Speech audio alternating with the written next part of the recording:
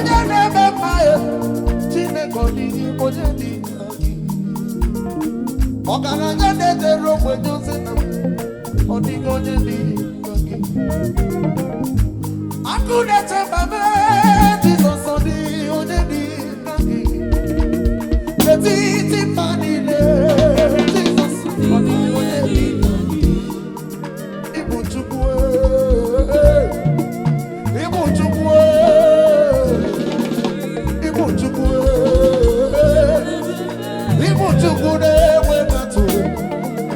eze ọdịghị onye dị ka Jizọs ọdịghị onye dị ka anyanwụ ụtụtụ ọdịghị onye dị ka Chika dibịa ọdịghị onye dị ka ịbụ gwara m Chineke na-eme mma ọdịzabụ ịbụ Chineke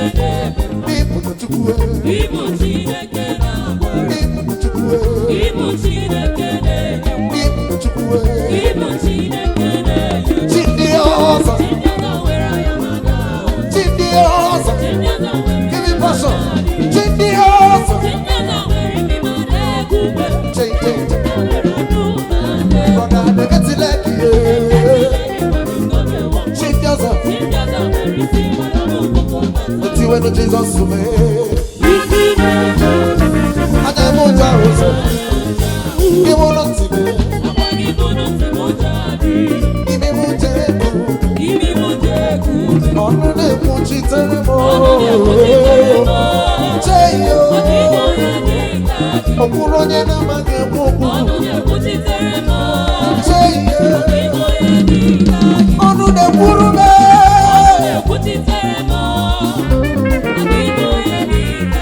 ọnụ na-ekwuru mo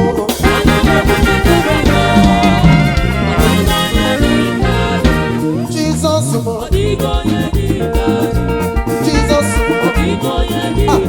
tell this God Jesus mo ojire kete kete Jesus mo anyị mụtụ today ọmụ today ọfụma mọrọ Chika ịbụ Chukwu ịbụ Chineke onizamo ọchọmi girlfriend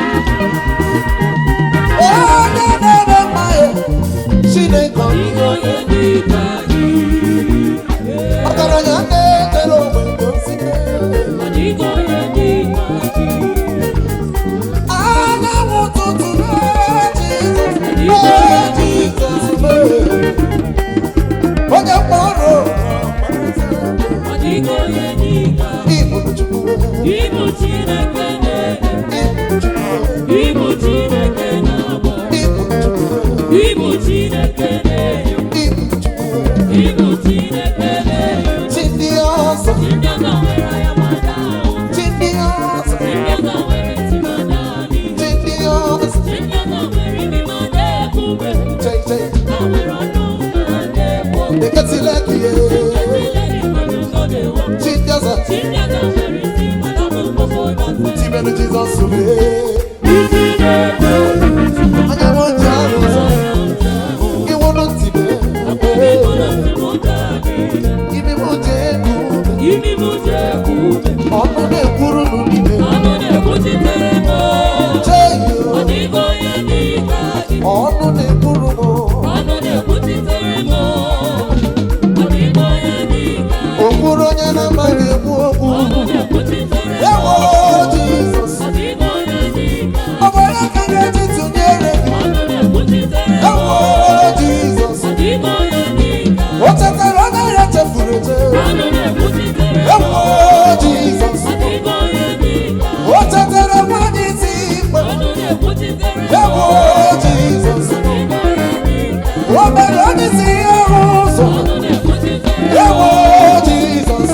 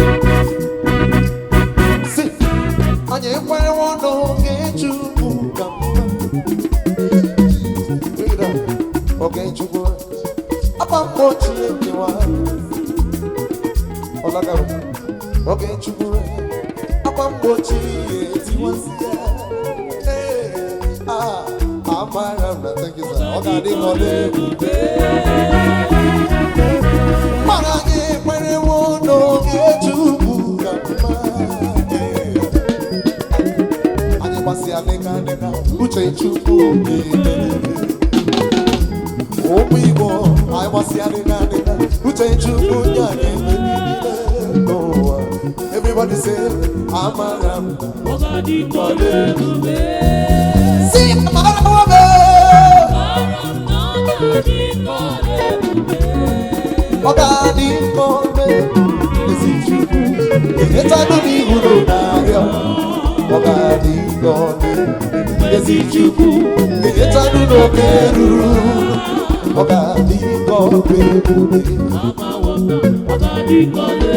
If you believe it, say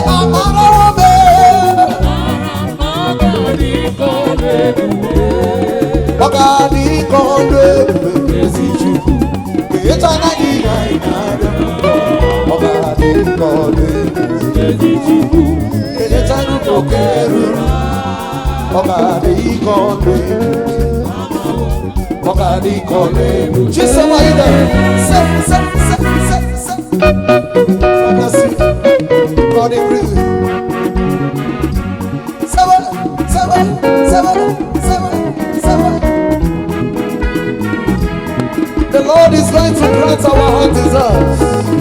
one by one. I say, "I'm man eating for Amen. Okoroneria wayari wanu kenchi mure. Bara haike apono yori awo. Gelezi anya weza. etukwanụ gori awọ ịkwado wee za brother amara ọ ga-adị ka ọ na-ebube gekwantị ejikwala maka ọnọdụ a atamụla aka tamụla ezi Chukwu ga-emekwanụ gị ihe na-arịọ ezi Chukwu ga-enyechana ya oke ruru thank you sir amara ọ ga-adị ka ọ na-ebube